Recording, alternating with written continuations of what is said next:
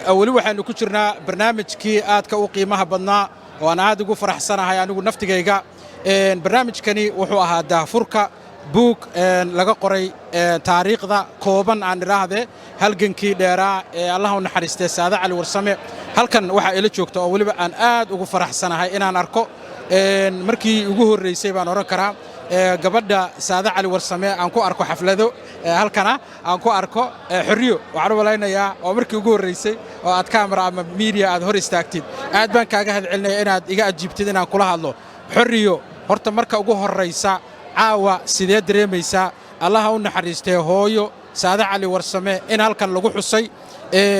warqadana waan ka hadli doonaa laakiin intaasoo Soomaaliya madaxa dad aqoonyahan isku yimaadeen xuskeeda maxaa dareemaysaa ka hooyada Saada Cali Warsame in la xusay caawa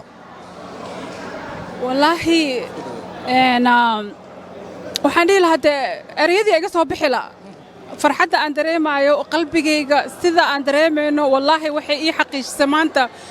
Soomaali inayna hooyo ilaawin wax badan aan is eri hooyo halgankay u halgantay Soomaalida iyadoo yar iyadoo weynaatay iyadoo xataa maxaa la dhihi jiray da ku sii socotay even xataa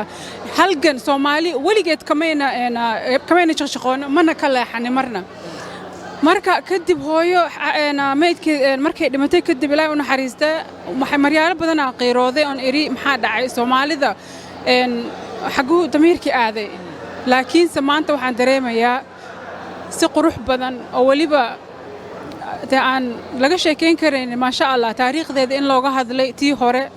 dhexe iyo tadambaba ilaa ay waagi maxaa la dhihi jiray soo gashay fannimada ilaa ay waagi Ilaahay u naxariistay ee dhibaatadii ku dhacday si qurux badan looga hadlay dad badan oo sharaf badan ay yimid sida aan dareemayno erayo lama I can't put it into words ma dhihi karo Soomaaliga xataa iga laba ma leenahay aad u mahadsantiin kulligiinba waayahay halkan sidoo kale waxaan ku haynaa warqad gobolkan Minnesota gaar ahaan governorka uu saxiixay oo ah bisha June 22keeda magaalooyinka Minneapolis in laga xuso halgankii iyo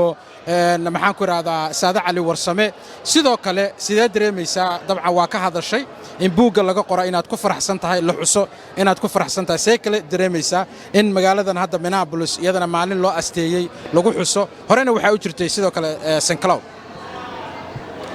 wallahi waxaan dhihi lahaa waxay dareensiinaysaa in Soomaalidu ayna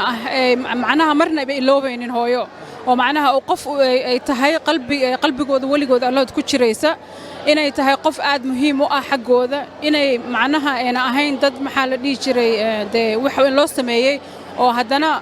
thank you aan ku dhahaynin inayna ahayn baan arkayaa maanta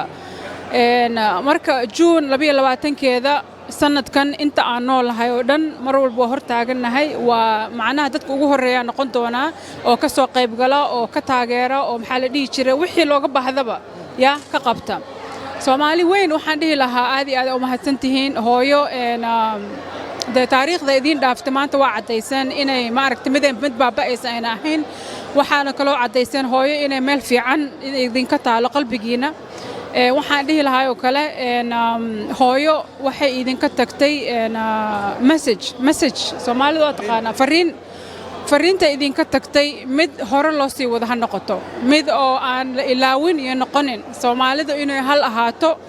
hal ahayd waligeedna hal ahaan doonto message-kaas fariintaas marna yaan la ilaawin sidoo kale adigu naftigaaga maadaama waddankaana wax ku baratay oo ku dhiirigelinayaa asagoo af Ingiriisiga taariikh badan bay ay lahayd suugaanteeda in loo turjumo afka Ingiriisiga sababtoo tahay taariikhdeeda iyo suugaanteeda iyo aad wax ugu qiimo badan way bulshada Soomaalida aad baan kaaga mahadcelinayaa insha Allah waxaan rajaynayaa kulamo dambe inaan isku aragno aad baad mahadsantahay thank you very much